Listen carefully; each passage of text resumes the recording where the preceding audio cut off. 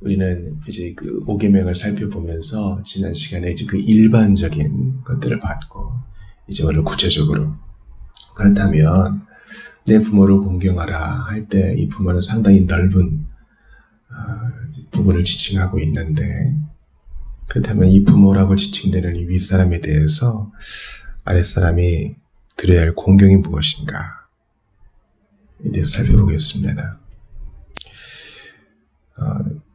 윗사람은 마땅히 존경을 받아야 한다고 성경은 말하고 있어요. 자, 말라기 1장 6절 봅시다. 내 이름을 멸시하는 제사장들아, 나 만군의 여호와가 너희에게 이르기를 아들은 그 아버지를, 종은 그 주인을 공경하느니 내가 아버지일진데 나를 공경함이 어디 있느냐? 내가 주인일진데 나를 두려워함이 어디 있느냐? 하나 너희는 이르기를 우리가 어떻게 주의 이름을 멸시하였나이까 하는도다. 우리 하나님께서 멸시받는 그 자신의 처지를 공경받지 못하는 주인과 공경받지 못하는 아버지의 비유를 들어 말씀하십니다. 그건 당연한 거다. 아버지와 주인이 공경받는 것, 윗사람이 공경받는 것은 당연한 거다. 여러분 요즘 이런 얘기하면 꼰대 소리 듣지요. 그러나 성경은 윗사람이라는 이유만으로 합당한 공경을 표해야 한다고 말합니다. 단지 마음으로만 아니라 말과 행동으로도요. 우리 조금 더 보죠. 레위기 19장 3절과 32절을 봅시다. 너희 각 사람은 부모를 경외하고 나의 안식일을 지키라. 나는 너희의 하나님 여호와이니라. 그리고 32절이에요. 너는 샌머리 앞에서 일어서고 노인의 얼굴을 공경하며 내 하나님을 경외하라. 나는 여호와이니라. 하나님 공경하는 것에 머리가 희게 센 사람들, 그 앞에서 일어나고 공경하는 것, 그것을 나란히 둡니다. 그 바꾸면 이렇게 될 수 있어요. 머리가 하얗게 센 노인들을 무시하고 반말하고 욕하고 큰 소리 치고 사람 대우 안 하면서 하나님을 공경할 수 없다. 이런 거죠. 그가 인생을 살아왔다는 이유만으로 나보다 먼저 이 땅에 태어났고 하나님의 섭리 안에서, 그죠? 나보다 먼저 성공과 실패를 다양하게 경험해왔고 또 그 하나님께서 그를 살게 하시니 그를 공경하는 것이 마땅하다는 것입니다. 단지 윗사람이라는 이유만으로.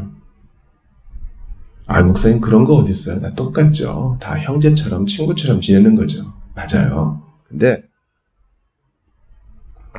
하나님의 섭리를 인정하면 하나님께서 지금 저분을 내 앞에 두시고 또 그러하여금 주 안에서 먼저 살게 하시고 또 그가 여러 가지 성공과 실패를 통해 우리에게 가르칠 것이 있게 하신 것은 의미가 있겠다. 그것을 받아들이는 겁니다. 그러니까 이걸 서구적인 개념은 그렇지 않다. 여러분 그렇지 않아요. 나이가 많다는 이유만으로 우리는 합당한 공경을 표해야 됩니다. 비굴해지는 것은 아니에요. 잠언 31장 28절을 보겠습니다. 그의 자식들은 일어나 감사하며 그의 남편은 칭찬하기를. 자식들이 현숙한 여인, 자기의 어머니에게 일어나서 감사하는 것은 마땅한 일이죠. 열왕기상 2장 19절을 보세요. 바세바가 이에 아도니아를 위하여 말하려고 솔로몬 왕에게 이르니 왕이 일어나 영접하여 절한 후에 다시 왕좌에 앉고 그의 어머니를 위하여 자리를 베푸니 그가 그의 오른쪽에 앉는지라. 솔로몬은 왕이었어도 자기 어머니가 자기를 아련하려고 오자 그에게 합당한 이해를 표합니다. 그러므로 윗사람을 공경하는 것은 마땅한 일이에요. 하나님이 그렇게 정하셨어요. 우리는 우리를 다스리는 자들을 위해 기도와 감사의 의무를 다해야 합니다. 디모데전서 2장 1, 2절을 봅시다. 그러므로 내가 첫째로 권하노니 모든 사람을 위하여 간구와 기도와 도구와 감사를 하되 임금들과 높은 지위에 있는 모든 사람을 위하여 하라. 이는 우리가 모든 경건과 단정함으로 고요하고 평안한 생활을 하려 함이라. 여러분 명확하죠. 하나님이 세우신 이 윗사람들, 특별히 임금들 높은 지위에 있는 사람들을 위해서 기도하는 것은, 또 그들을 위해서 감사하는 것은요, 바울이 첫째로 권하는 것이라고 그랬잖아요. 우리 그렇게 하나요? 그렇게 합니다. 위정자들을 위해 기도하잖아요. 또 그들을 위해서 감사까지 하는 거예요. 보니까 간구와 기도와 도구와 감사를 하되, 우리 눈에 볼 땐 부족해 보여도 하나님이 그들을 통해서 우리로 하여금 안정된 생활을 하게 하시니 주의 뜻을 인정하며 감사하는 거예요. 그러니까 나의 불평을 토해놓는 도구로 쓰지 말고 감사도 해야 됩니다. 윗사람을 생각하면서요. 우리는 우리를 다스리는 자들의 덕행과 선행을 또 본받아야만 합니다. 히브리서 13장 7절 봅시다.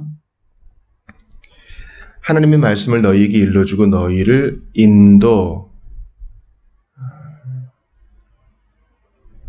하던 자들을 생각하며 그들의 행실의 결말을 주의하여 보고 그들의 믿음을 본받으라. 하나님 말씀을 일러주고 인도하던 자들. 근데 무조건 본받는 게 아니라 그 주 안에서 하나님 말씀과 합치된 경우에 한해서 그들의 선행을 본받아야 되는 것입니다. 빌립보서 3장 17절 보세요. 형제들아 너희는 함께 나를 본받으라. 그리고 너희가 우리를 본받은 것처럼 그와 같이 행하는 자들을 눈여겨보라. 그러니까 이제 사도는 윗사람으로서 빌립보 교인들에게 너희는 나를 본받으라. 눈여겨보고 배우라. 이렇게 합니다. 참 이렇게 자신 있게 말할 수 있으면 좋겠죠. 우리는 단지 윗사람들에게 말과 또 행동, 마음으로 공경을 표할 뿐만 아니라 그들을 위해 기도하고 감사하되 동시에 그들에게서 배워야 합니다. 사실 공경하는 마음이 있으면 배우게 돼요. 저런 건 내가 정말 배우고 싶다. 또 반면교사도 있겠죠. 저런 무슨 배우지 말아야겠다. 교훈을 받아야 된다. 자, 우리는 우리를 권위로 다스리는 자들의 합법적인 명령과 권고에 대한 기꺼운 순종의 의무가 있음을 인정해야 됩니다. 자, 이걸 좀 잘 봐야 되는데요. 에베소 6장 1, 2절에 보면 자녀들아 주 안에서 너희 부모에게 순종하라. 이것이 옳으니라. 내 아버지와 어머니를 공경하라. 이것은 약속이 있는 첫 계명이니. 자, 자녀가 부모에게 순종하고 공경하며 그의 명령과 권고를 받는 것은 주 안에서 합당합니다. 에베소 6장 5절 7절 봅시다. 종들아 두려워하고 떨며 성실한 마음으로 육체의 상전에게 순종하기를 그리스도에게 하듯 하라. 눈가림만 하여 사람을 기쁘게 하는 자처럼 하지 말고 그리스도의 종들처럼 마음으로 하나님의 뜻을 행하고 기쁜 마음으로 섬기기를 주께 하듯 하고 사람들에게 하듯 하지 말라. 놀라운 선언이죠. 이 종들이니까 뭡니까? 이 노사관계에 있어서도 그리스도께 하듯 상전에게, 고용주에게 순종하라는 것입니다. 주 안에서요. 합법적인 선 안에서요. 베드로 사도의 이야기도 봅시다. 베드로전서 2장 13, 14절입니다. 인간의 모든 제도를 주를 위하여 순종하되 혹은 위에 있는 왕이나 혹은 그가 악행하는 자를 징벌하고 선행하는 자를 포상하기 위하여 보낸 총독에게 하라. 왕과 총독은 이제 통치자, 위정자, 정치가들을 말하죠. 정치가들 욕하고 판단하는 것은 합법적인 선언에서 필요합니다. 비판해야 돼요. 어떨 때에는요. 잘못된 행동을 고발하기도 하고 또 심판하기도 해야 됩니다. 그러나 우리가 지금 얘기하는 것은 뭡니까? 하나님이 세우신 윗사람들이 주 안에서 또 합법적인 선 안에서 우리에게 권고할 때 순종하는 것입니다. 로마서 13장은 여기에 대해서 아주 유명한, 아주 확언하고 있죠. 각 사람은 위에 있는 권세들에게 복종하라. 권세는 하나님으로부터 나지 않음이 없나니 모든 권세는 다 하나님께서 정하신 바라. 그러므로 권세를 거스르는 자는 하나님의 명을 거스름이니 거스르는 자들은 심판을 자취하리라. 다스리는 자들은 선한 일에 대하여 두려움이 되지 않고 악한 일에 대하여 되나니 내가 권세를 두려워하지 아니하려느냐. 선을 행하라. 그리하면 그에게 칭찬을 받으리라. 그는 하나님의 사역자가 되어 내게 선을 베푸는 자니라. 그러나 내가 악을 행하거든 두려워하라. 그가 공연히 칼을 가지지 아니하였으니 곧 하나님의 사역자가 되어 악을 행하는 자에게 진노하심을 따라 보응하는 자니라. 그러므로 복종하지 아니할 수 없으니 진노 때문에 할 것이 아니라 양심을 따라 할 것이라. 너희가 조세를 바치는 것도 이로 말미암음이라. 그들이 하나님의 일꾼이 되어 바로 이 일에 항상 힘쓰느니라. 여기서 위에 있는 권세들, 위정자들을 하나님의 사역자, 하나님의 일꾼 이렇게 얘기해요. 그러니까 우리가 정말 마음을 새롭게 해서 이 교훈을 받아야 되죠. 바른 시민이 되는 것은요, 하나님 뜻이에요. 나는 세상 권세에 머리 숙이지 않아. 나는 하나님의 종이야. 나는 하나님께만 복종해. 옳지 않은 태도입니다. 하나님이 그를 세우셨는데 어떻게 불복종하겠어요? 만약에 그 복종을 거부하면 하나님께 저항하는 겁니다. 자, 히브리서 13장 17절 봅시다. 너희를 인도하는 자들에게 순종하고 복종하라. 그들은 너희 영혼을 위하여 경성하기를 자신들이 청산할 자인 것 같이 하느니라. 그들로 하여금 즐거움으로 이것을 하게 하고 근심으로 하게 하지 말라. 그렇지 않으면 너희에게 유익이 없느니라. 이것은 교회의 사역자들에게도 마찬가지라는 것입니다. 이것도 마찬가지죠. 하나님이 세운 직분자들이 주 안에서 합법적으로 인도할 때에만, 그렇지 않을 때는 어떻게 해야 된다고요? 저항하고 권고하고 맞설 필요도 있는 것입니다. 우리의 궁극적인 권위에 대해서는 하나님 한 분뿐이시기 때문이에요. 잠언의 말씀도 보죠. 4장 3, 4절입니다. 나도 내 아버지에게 아들이었으며 내 어머니 보기에 유약한 외아들이었노라. 아버지가 내게 가르쳐 이르기를 내 말을 내 마음에 두라. 내 명령을 지키라. 그리하면 살리라. 우리가 이 윗사람, 특별히 부모의 이 명령과 권고에 순종하는 이유는 그게 우리에게 생명을 주고 우리를 유익하게 하기 때문이에요. 억지로 꾸역꾸역 해야 되는 게 아닙니다. 잠언 23장 22절 보세요. 너를 낳은 아비에게 청종하고 내 늙은 어미를 경히 여기지 말지니라. 윗사람에게 합당한 예를 펴야 돼. 그에게서 배우고 그의 권고를 받아들이는 것입니다. 출애굽기 18장에 보면은요, 19절에 보니까 이제 내 말을 들으라. 내가 내게 방침을 가르치리니 하나님이 너와 함께 계실지로다. 너는 하나님 앞에서 그 백성을 위하여 그 사건들을 하나님께 가져오며. 이에 모세가 자기 장인의 말을 듣고 그 모든 말대로 하여. 모세는 장인, 하나님의 재앙 경험해 봤습니까? 장인어른 홍해 갈라지는 거 봤습니까? 이렇게 하면서 장인을 무시하지 않았어요. 그래도 자기를 40년간 돌봐준 어른이잖아요. 윗사람이요. 자기 딸의 아버지니까 자기 아버지죠. father-in-law 아닙니까? 그의 권면을 주 안에서 합당한 것으로 받아서 중간 리더들을 세우죠. 왜 그래야 돼요? 저 사람은 나보다 예수 믿은 지도 얼마 안 된 것 같고 성경도 잘 모르는 것 같은데 꼰대 노릇하는구나 하지 말고 일단 들어보고 합당하면 받는 것입니다. 열린 마음으로요.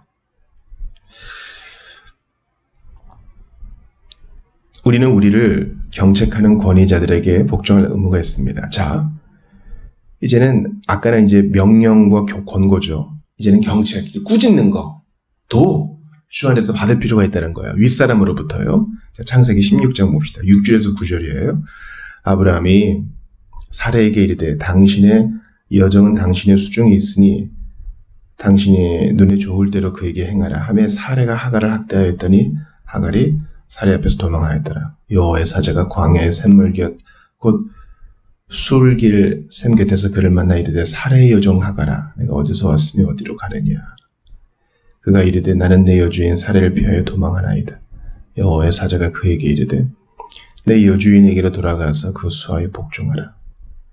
여호와의 사자가 도망가는 하갈을 찾아와서 어떻게 합니까? 그를 처음 부를 때 사레의 여종 하갈아 그의 신분을 얘기해요. 너 아들 낳았다고 좀 교만해졌는데 너의 부름은 사라를 돕는 것이다. 돌아가라. 그러니까 이제 사라의 경책은 합당한 것이었죠. 왜냐면은 이스마엘이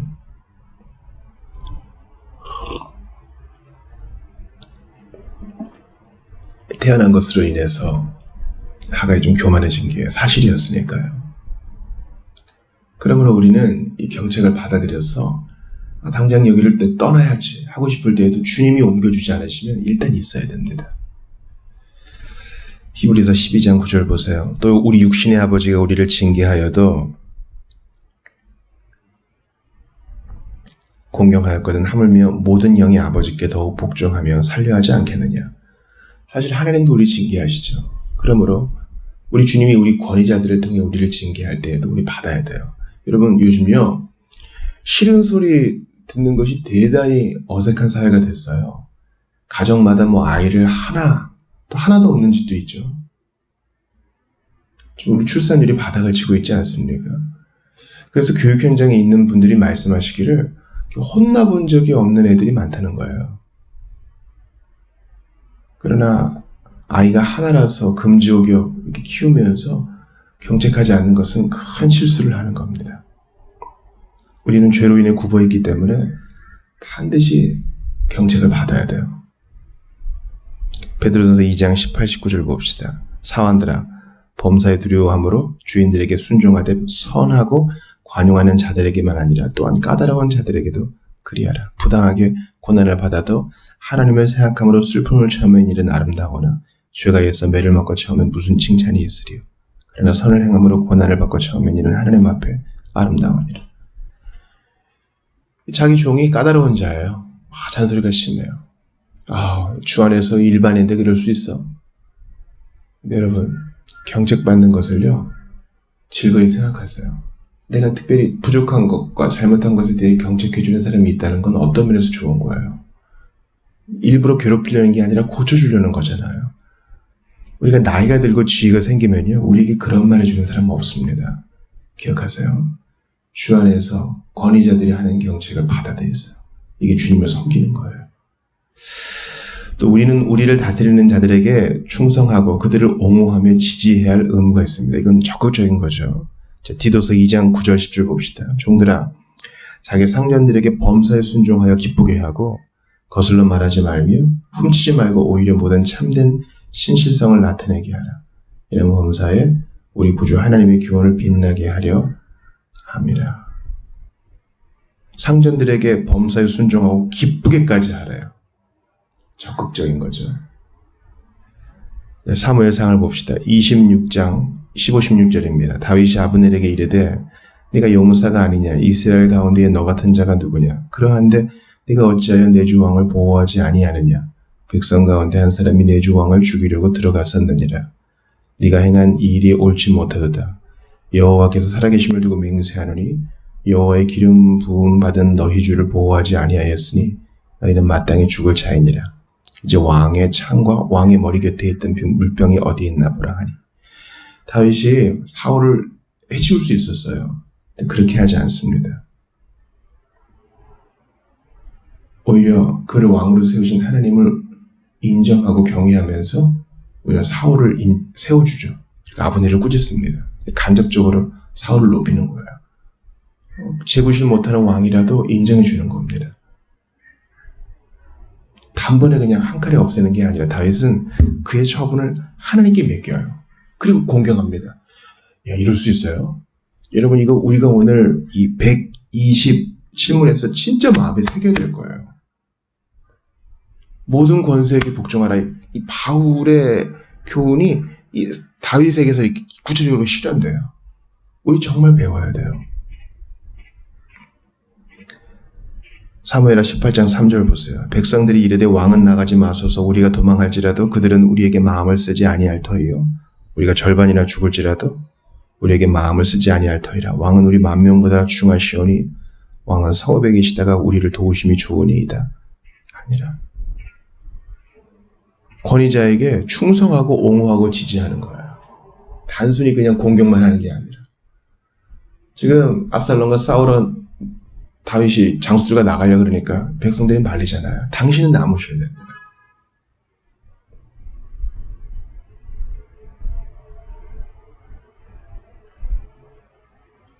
그러니까 우리가 지금 이 교훈을 이 시점에 받는 이유가 있겠죠. 우리 너무 무례한 그리스도인이 되어 있어요.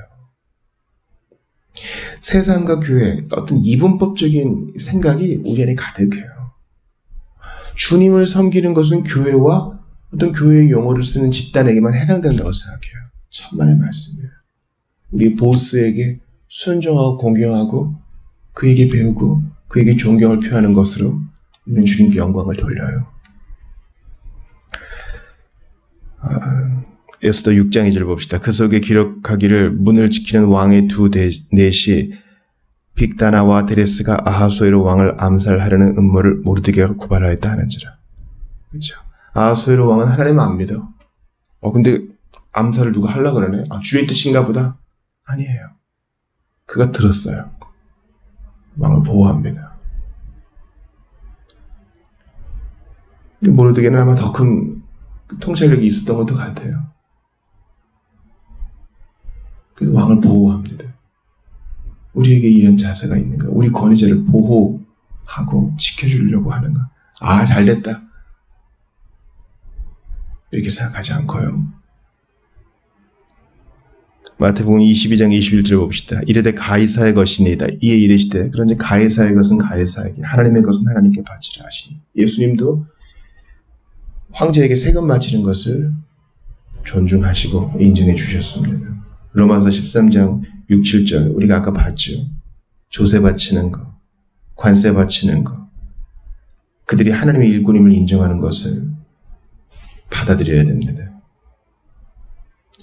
디모데전서 5장 17, 18절에는 잘 다스리는 장로들을 배나 존경할 자로 알되 말씀과 가르침에 수고하는 이들에게는 더욱 그리할 것이라고 말합니다. 그러면서 이제 구약 성경을 얘기하면서 곡식을 밟아 떠는 소의 입에 망을 씌우지 않는 것처럼 일꾼이 그 삭슬을 받는 것이 마땅하다 하면서 이 교육자들에게 합당하게 살해할 것을 얘기합니다. 그래서 존경만 하는 것이 아니에요. 필요를 채워주는 것입니다. 갈라디아서 6장 6절 봅시다. 가르침을 받는 자는 말씀을 가르치는 자와 모든 좋은 것을 함께하라. 모든 좋은 것을 함께하라. 대단히 적극적인 개념이죠. 교회 안에서 이러한 공경이 5계명의 실천이 있어야 된다는 겁니다. 창세기 45장 11절 보세요. 흉년이 아직 5해가 있으니 내가 거기서 아버지를 봉양하리이다. 아버지와 아버지의 가족과 아버지께 속한 모든 사람에게 부족함이 없도록 하겠나이다.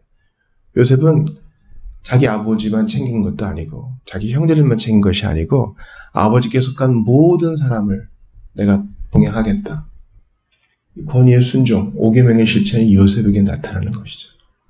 그에게 할 수 있는 힘이 있었고 주님이 그를 그 자리에 올려주셨습니다. 창세기 47장 12절 보세요. 또 그의 아버지와 그의 형들과 그의 아버지의 온 집에 그 식구를 따라 먹을 것을 주어 봉양하였더라. 자, 우리는 권위의 자리에 있는 자들이 까다로움과 또 그들의 연약성을 인내할 의무가 있습니다. 베드로전서 2장 18절 우리 아까 봤죠. 까다로운 자들에게도 그리하라. 이것은 명령이고 의무입니다. 여기서 까다롭다는 것은요. 그들의 성품상의 연약함을 말하는 거예요. 어떤 죄악된 고치지 아니하는 그런 태도를 말하는 것이 아니라 그들의 성품상 기질상 연약함을 말하는 것입니다. 평소엔 잘 있다가 가끔 화를 내. 그런 것들에 대해서 우리가 그것이 주 안에서의 법도를 크게 벗어나지 않는 한 인내할 의무가 있어요. 이건 참 우리가 배워야 될 말씀이죠. 우린 잘 못 참아요. 내가 뭐 이 돈 받고 이따위 대우를 받으려고 여기 있는 줄 알아? 아니요. 구별해야 돼요. 하나님이 여기에 부르신 목적이 분명히 있을 것이고 이 까다로운 사람을 통해 내가 배울 것이 있을지도 몰라. 이렇게 생각하면서 나한테도 이런 연약함이 있었는데 다른 사람들이 많이 참아줬구나. 우리는 인내할 의무가 있어요. 기억하세요. 내 뜻에 딱 맞고 내 비위를 딱 맞춰주는 그런 보스는 없어요. 주님은 까다로운 권위자들을 통해서도 우리에게 말씀하십니다. 잠언 23장 22절 보세요. 너를 낳은 아비에게 청종, 내 늙은 어미를 경히 여기지 말라. 여기에 어떠한 인격적인 게 없죠. 너를 낳은 아비가 너에게 좋은 말을 해주고 너에게 항상 상냥하고 그런 얘기 안 합니다. 단지 아비와 어미이기 때문에 그리하라는 것입니다. 그러므로 우리는 권위의 자리에 있는 자들의 까다로움과 연약함을 인내할 의무가 있어요. 그게 어떤 고질적인 죄악으로 고착되면 문제가 있겠죠. 그럴 때는 어떻게 하라고요? 주 안에서 불복종하는 거예요. 때로는 그를 끌어내리기도 해야 돼요. 그 위에 권위에 호소하기도 해야 됩니다. 분별이 필요해요. 무조건 다 꼰질르는 게 아닙니다. 무조건 신고하고 그런 거 아닙니다. 우리에겐 1차적으로 인내할 의무가 있어요. 마지막으로 우리를 다스리는 자들의 통치를 존경하는 것이 하나님의 뜻입니다. 시편 127편 3에서 5절 보세요. 보라, 자식들은 여호와의 기업이요 태의 열매는 그의 상급이로다. 젊은 자의 자식은 장사의 수중의 화살 같으니 이것이 그의 화살통에 가득한 자는 복되도다. 그들이 성문에서 그들의 원수와 담판할 때에 수치를 당하지 아니하리로다. 우리를 다스리는 자들의 통치를 존경하는 것은 하나님의 뜻입니다. 하나님이 우리에게 자녀를 많이 주셨습니까? 그렇다면 자녀들이요, 여러분의 아버지와 어머니에게 순종하세요.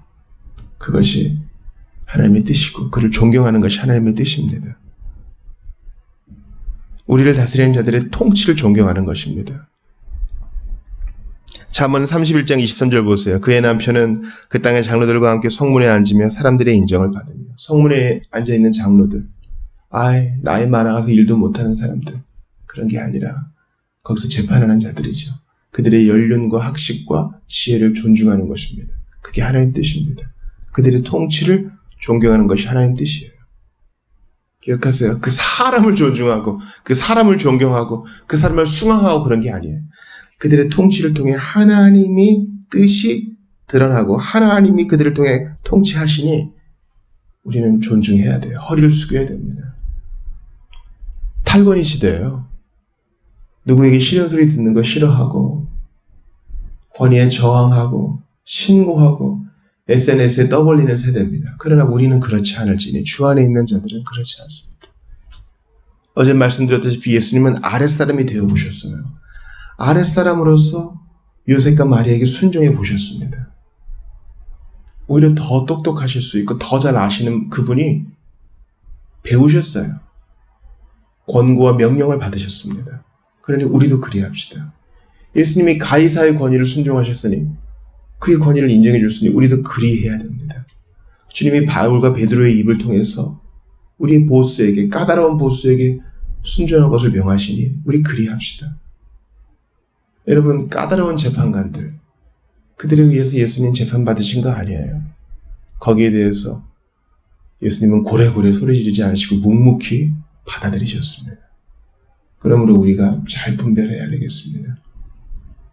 하나님, 불복종해야 될 때와 순종해야 될 때를 잘 알려주시고 오늘도 있는 자리에서 복음의 향기를 풍기게 하옵소서.